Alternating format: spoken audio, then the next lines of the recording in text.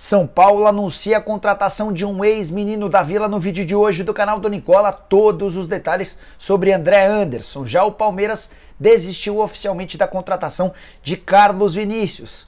Corinthians com novidades, Danilo Avelar e Luan, que estavam à disposição no mercado, não receberam proposta, mais prejuízo à vista.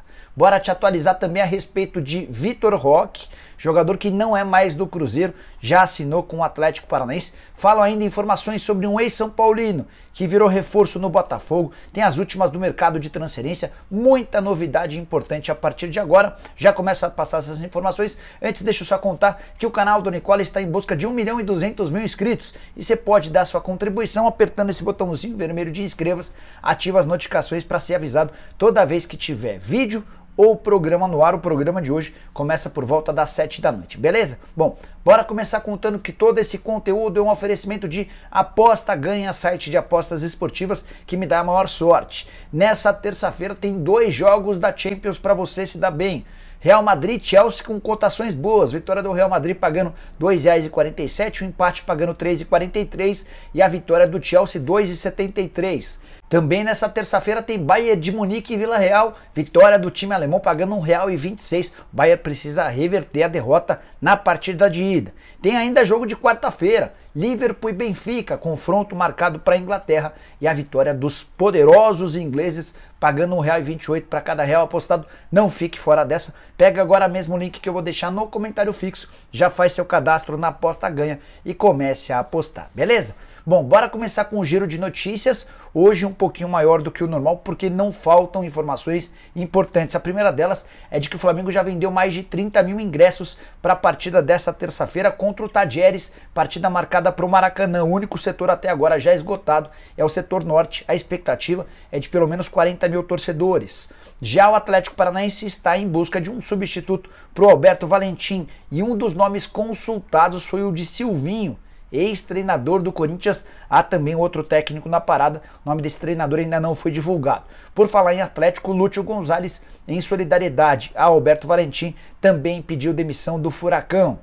Bora contar que o Atlético Mineiro anunciou nessa segunda-feira a renovação de contrato com Vargas, algo que você soube com antecedência aqui no canal do Nicola. Novo contrato do Vargas só termina em dezembro de 24, o vínculo atual se encerrava em dezembro desse ano.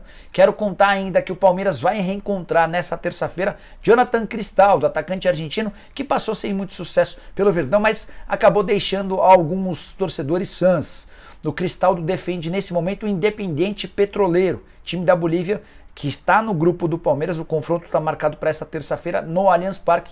O Independiente Petroleiro empatou em casa na sua estreia com o Emelec 1-1 e o único gol do time boliviano foi marcado pelo Cristaldo. Você que é palmeirense se lembra dele?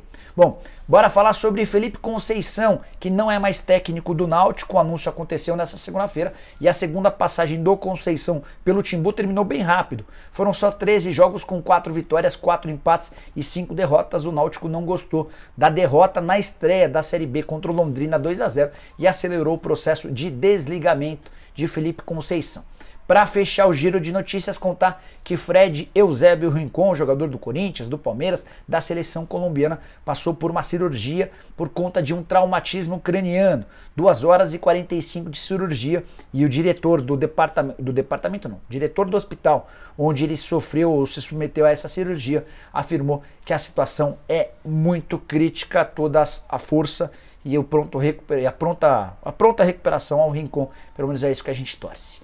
Bora falar sobre o Corinthians, que tinha a intenção de negociar pelo menos 2 atletas nessa janela de transferências e topava inclusive ajudar no pagamento da conta. Eu me refiro ao meia Luan e ao lateral esquerdo Danilo Avelar. O Timão já havia deixado claro para seus empresários que bancaria pelo menos 50% dos vencimentos caso eles encontrassem clubes brasileiros interessados. Mas não existem propostas nem pelo Luan, nem pelo Danilo Avelar. Como a janela de inscrições se encerra no Brasil nessa terça-feira, o Corinthians vai precisar continuar com os jogadores pelo menos até a metade do ano. A próxima janela por aqui só reabre em 18 de julho. Isso significa um prejuízo superior a R$1.100.000 por mês. É que o Luan custa 800 mil mensais e o Danilo Avelar ganha mais 350 mil.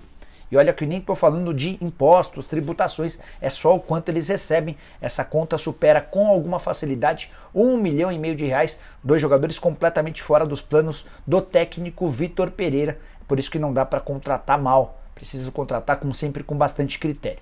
Bora mudar de assunto e falar sobre o Atlético Paranaense, que fechou nessa segunda-feira a contratação de Vitor Roque, atacante de só 17 anos de idade, que havia desembarcado na noite de ontem em Curitiba, assinou o contrato e será jogador do Furacão. Em troca, o Cruzeiro vai receber 24 milhões de reais da multa rescisória e o empréstimo de mais 2 jogadores. O Zé Ivaldo, que já estava acertado com a Raposa, e o Jajá, atacante de 20 anos de idade, que jogou na temporada passada por empréstimo no CRB. Importante lembrar que o Cruzeiro não vai ficar com os 24 milhões de reais. A Raposa era dona de apenas 50% dos direitos econômicos, 30% são do América e 20% do próprio jogador. Alexandre Matos, o CEO do Atlético, deu uma volta no Atlético, no Internacional e no Red Bull Bragantino, que eram os outros 2 pretendentes desse garoto, o Vitor Roque, de apenas 17 anos de idade e apontado como um dos grandes fenômenos do Cruzeiro nos últimos tempos. Quero falar agora sobre Palmeiras e Carlos Vinícius. Tenho contado para vocês desde o fim de semana sobre as dificuldades para o acerto entre o Palmeiras e o centroavante que pertence ao Benfica e está emprestado ao PSV. O negócio está descartado. Pouquinho antes de gravar esse vídeo, conversei com o empresário do Carlos Vinícius para saber se havia alguma novidade. Contei para vocês que a segunda-feira seria um dia decisivo.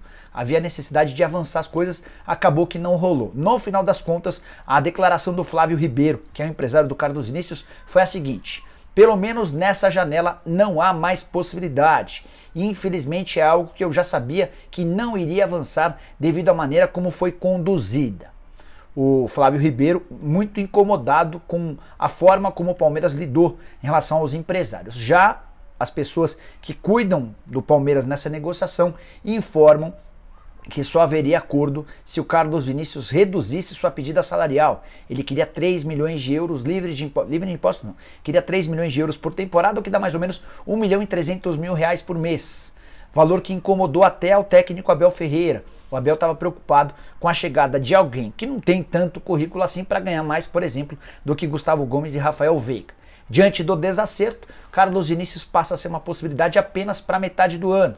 E o Palmeiras vai ter de ficar sem o centroavante, sem o camisa 9, no mínimo até 18 de julho, que é quando reabre a janela de inscrições por aqui. Para fechar o vídeo, tem mais 2 informações. A primeira delas sobre um ex-São Paulino no Botafogo. Lucas Hernandes, revelado no tricolor de 2016 a 2018 no time de cima, é o mais novo reforço do Botafogo. Ele chega por empréstimo até dezembro do ano que vem.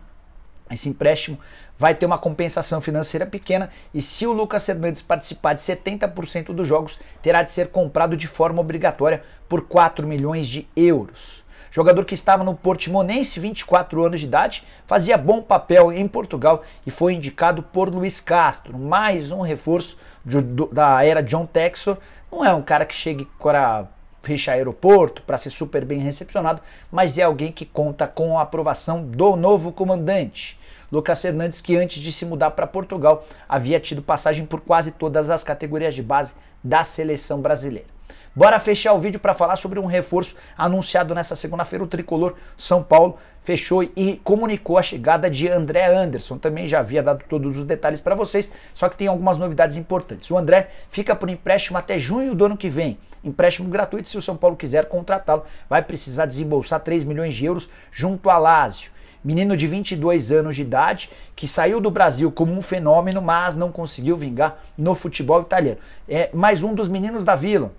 Revelado no Santos, chegou a ser artilheiro do Campeonato Paulista Sub-17 na temporada de 2016. Na oportunidade ele marcou 15 gols e era uma geração extremamente talentosa, que contava, entre outros jogadores, com Caio Jorge, com o Yuri Alberto, com o Rodrigo, e foi ele aquele que mais se destacou marcando gols. Meio atacante, no futebol europeu também passou a atuar um pouquinho mais recuado como um terceiro homem de meio de campo, mas a característica e a posição dele é de meia atacante, aquele meia que pisa a todo instante na área adversária. Jogador muito talentoso, muito competente, que se tiver a oportunidade de jogar com frequência no São Paulo, pode ser uma alternativa extremamente interessante. Empréstimo de graça, salário compatível com a realidade financeira do tricolor, negócio fechado com a ajuda do empresário Júlio Taran, que é sócio do Juliano Bertolucci e um dos principais empresários do futebol brasileiro na atualidade. Só mais uma sobre o André Anderson.